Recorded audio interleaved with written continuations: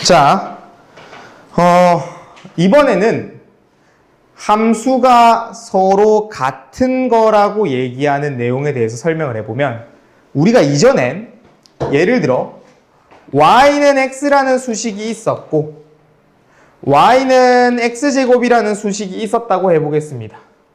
그럼 요 두 식이 서로 같은 함수입니까? 라고 물으면 그 택도 없는 소리야. 왜? 생긴 것부터 다 달라. 함수가 절대 같지가 않아.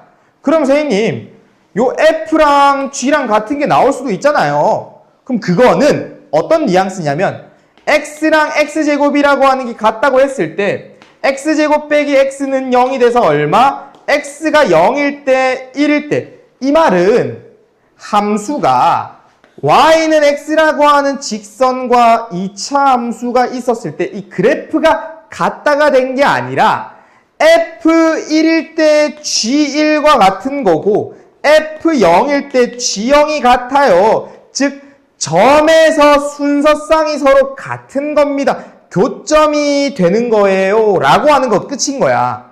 교점 좌표가 나오는 게 전부입니다. 그럼 두 함수는 애초에 생긴 것부터가 다르니까 다르다라고 말할 수가 있는 거야.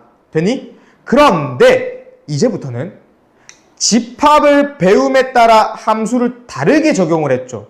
무슨 말이냐면 내가 요 x랑 x제곱이라고 하는 함수를 정의역을 그냥 0과 1로 만들어버려요.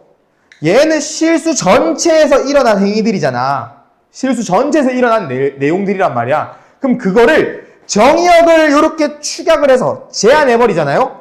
그러면 f 똑같이 다시 가볼게. 우리가 x라고 하는 정의역이 0과 1밖에 없는데 그것에 대응이 되는 구조물은 f부터 볼까요? f는 y는 x였어요. y는 x. y는 x는 보내보면 0은 0으로 가고 1은 1로 가죠. 그런데 똑같이 x라고 하는 정의역을 0과 1로 갔을 때 g를 한번 보내볼게. y는 x제곱이 g야. y는 x제곱이 g. 0 한번 넣어봐.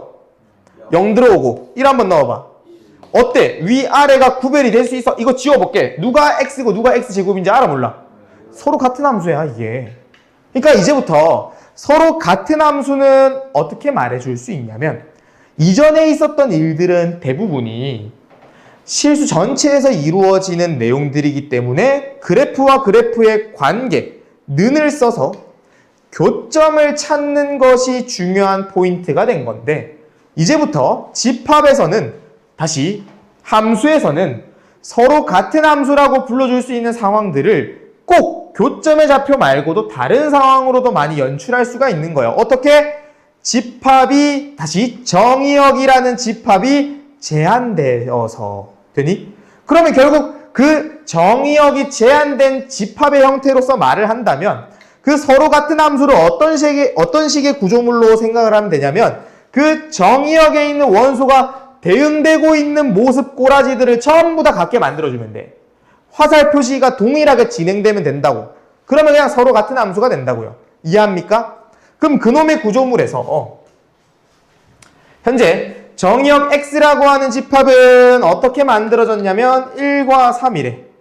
되니? 그럼 이거 f 진행시켜보자. f라는 함수는 ax랍니다. ax. 그럼 그대로 진행되면 1은 어디로 대응됩니까? a로 대응되고 3은 어디로 대응됩니까?